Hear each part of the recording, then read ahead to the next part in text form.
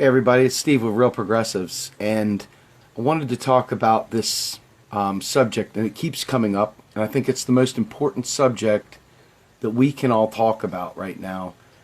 It goes beyond JillStein, it goes beyond Donald Trump, and it goes beyond Hillary Clinton. It goes beyond this election cycle in general. But it's a strategic understanding of what needs to take place on a global scale for us to actually see the kind of change that we need to see in this world, right? Because, you know, the earth turns, you know, the sun is there, everything changes. It's not just this little teeny man-made shape of the United States that's at stake, right? So if you think about it, we have to look on a more global scale for the solutions that actually are going to impact us, because the corporations we're fighting against, they're not constricted by the little four walls surrounding them in the United States.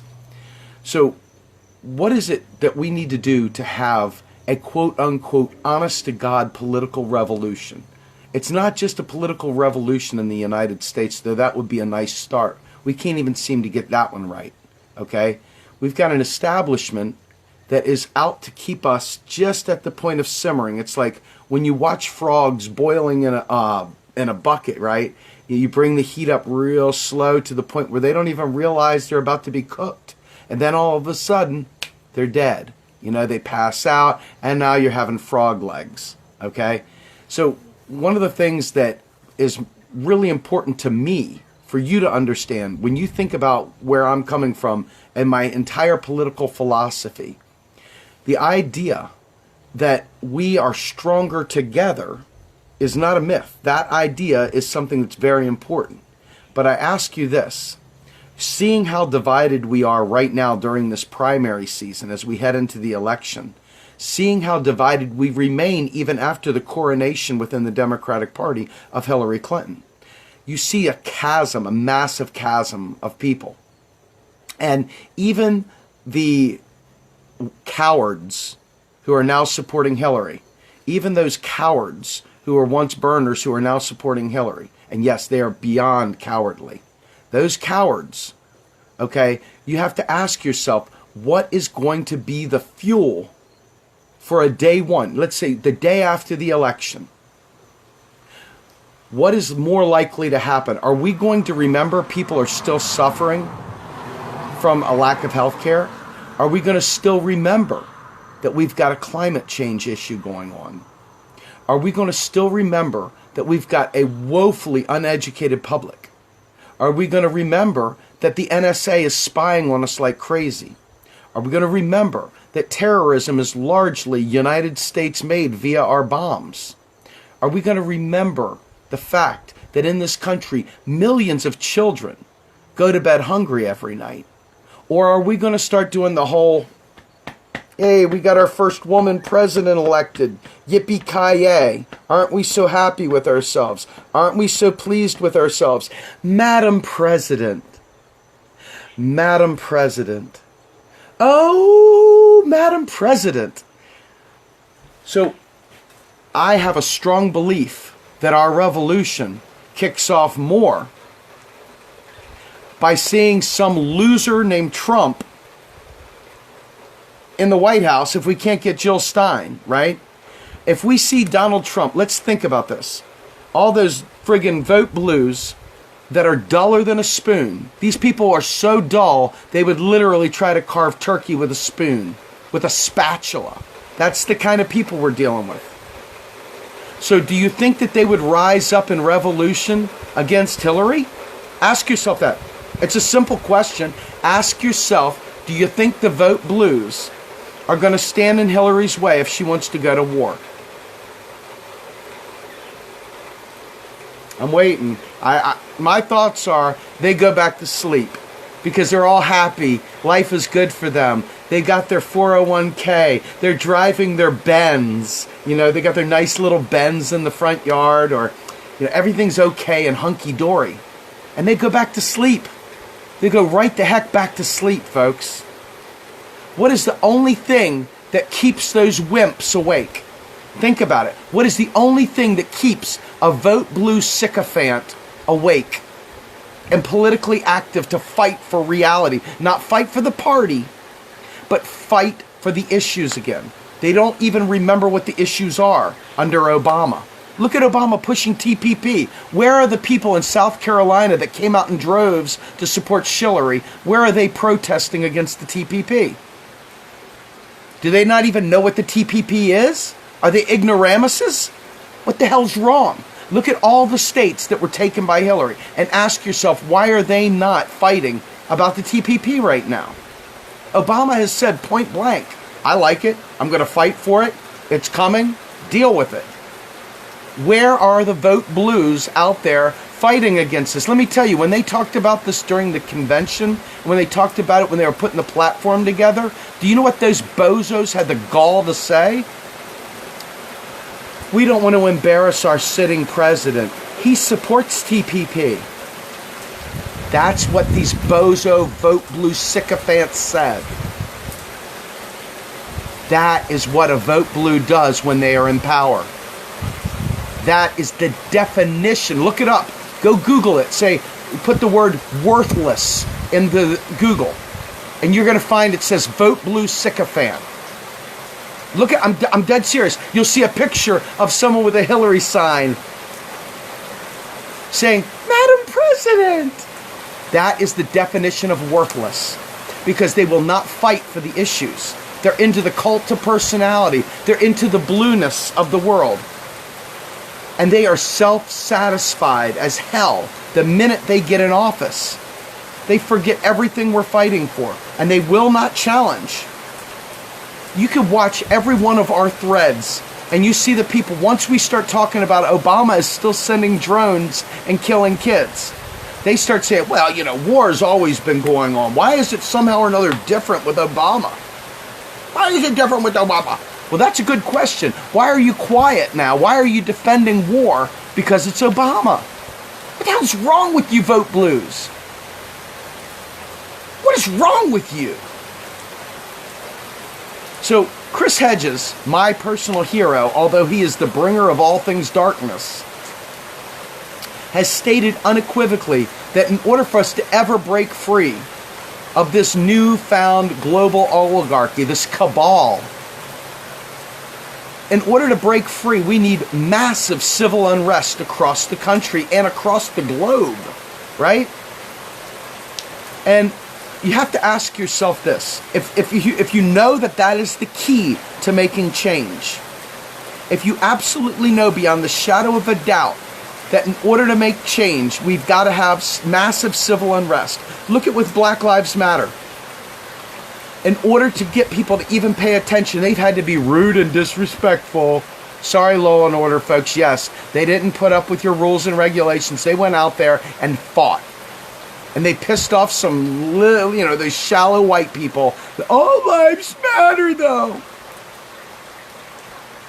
Yeah, those people, those Vote Blue sycophants will defend every last piece of shit move that Hillary does. And they will call you a part of the vast right-wing conspiracy. You will absolutely be marginalized out of the equation. You will be told you are basically fringe. Period. End of story. So whenever I see people in our threads talking about, but we can't have Trump, I'm like, as opposed to what? We can't have Trump as opposed to what? You mean you want to be able to go on vacation and not worry about the people still suffering because your life's dandy. That's what the Vote Blues are saying.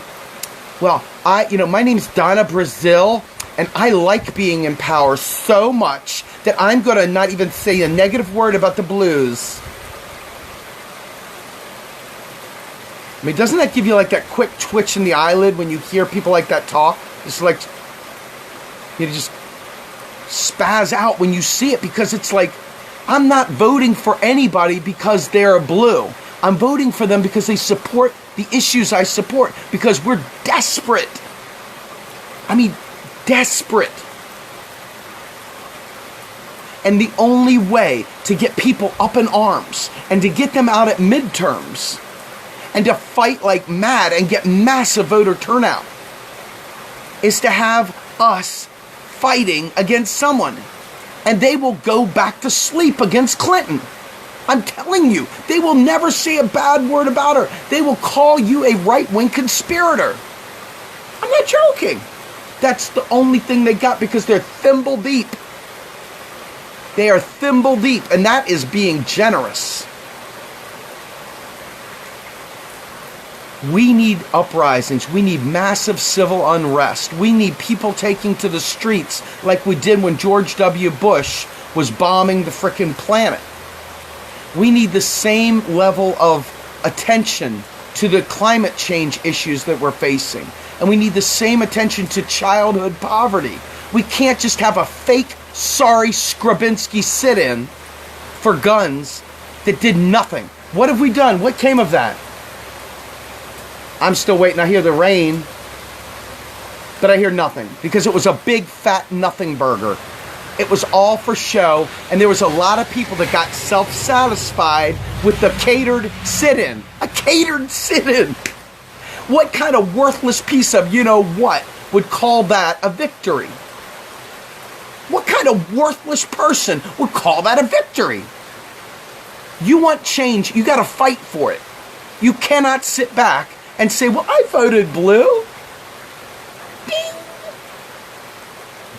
Buffoonicus moronicus extremis. That's what that is. We are talking about the lowest form of intellect on the planet, the Vote Blue sycophant. They are worse than the Tea Party. They're worse than the Trumpers. Why? Because they know better. They hear the friggin' voices of the fighters, the people that are actually fighting for revolution. They hear it, they see it. We produce constant documentation for everything we say. Every single thing we say, we document.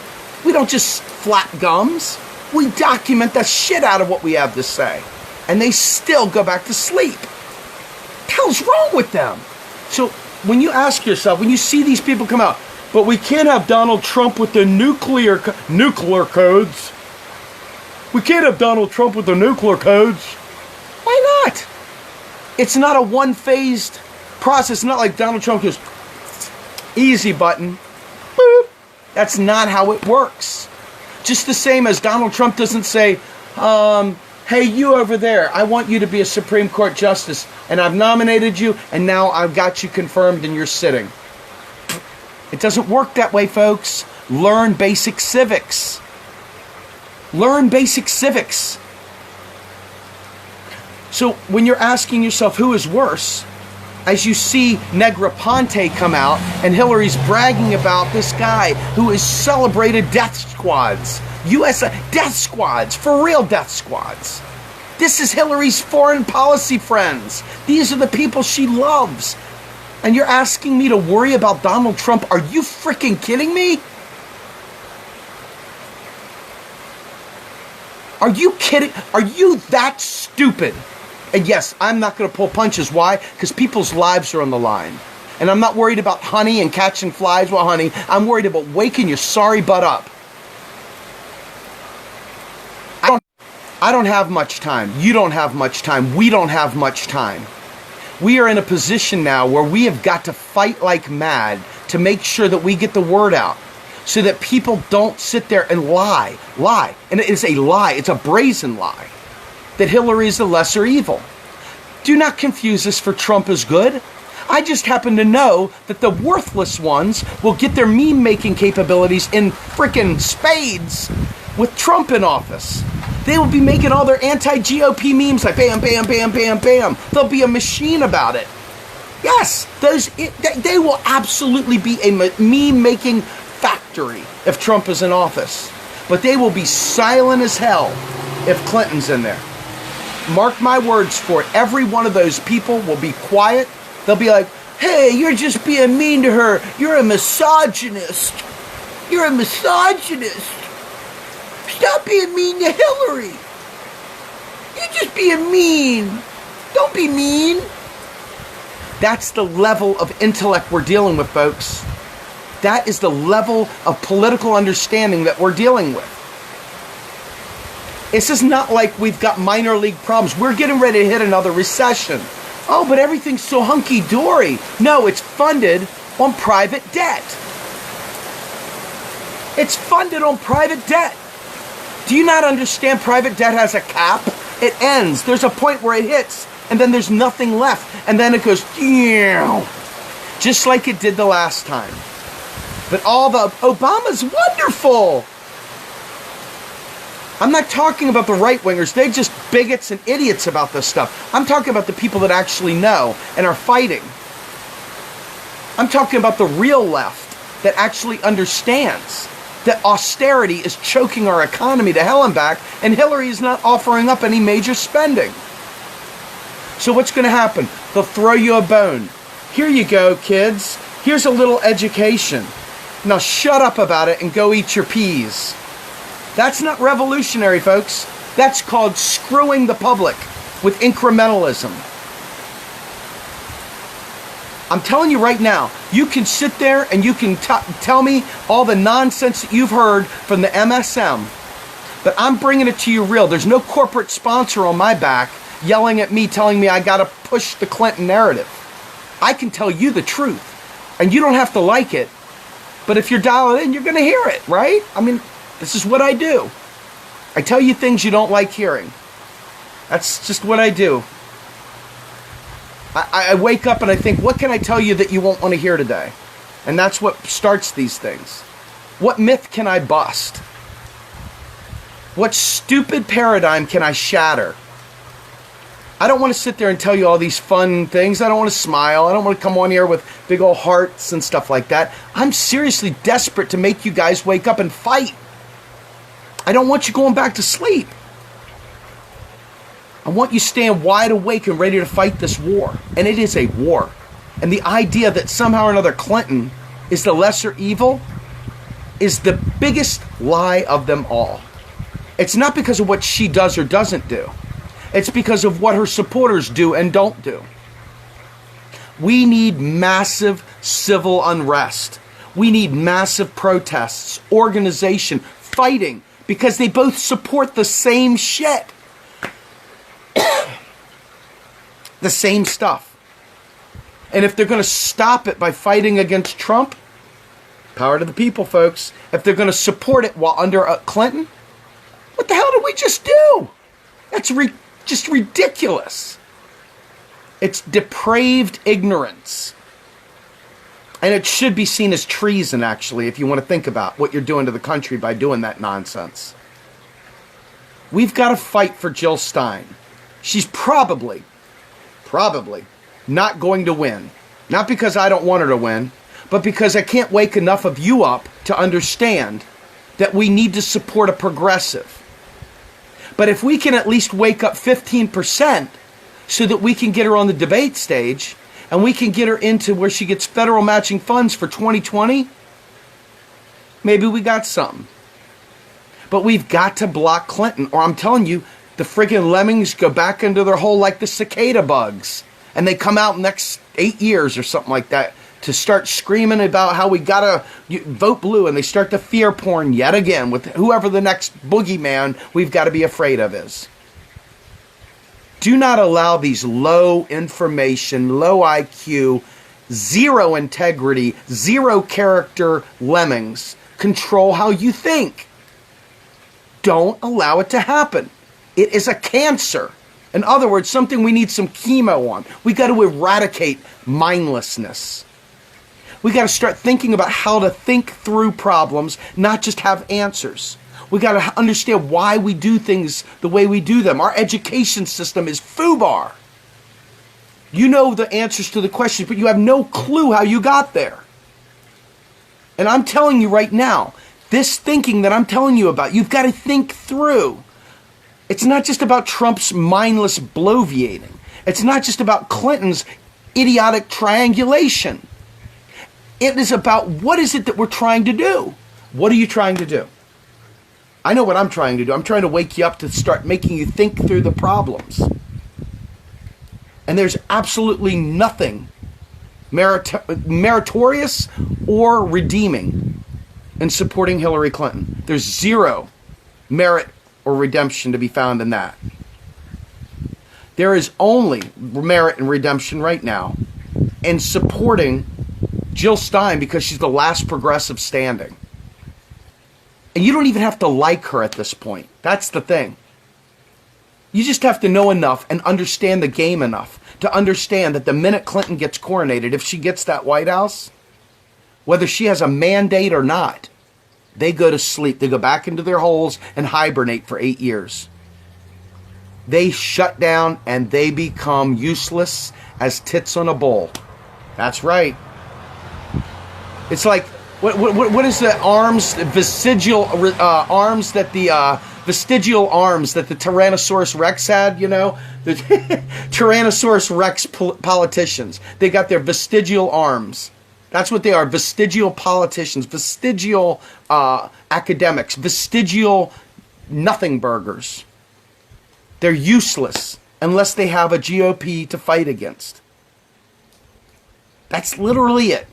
And it boils down to that because we have so many problems, serious climate change problems, serious economic woes, serious income inequality, serious structural issues that need money taken out of politics. Do you think Hillary Clinton is going to take the money out of politics? What are you smoking? This is her bread and butter.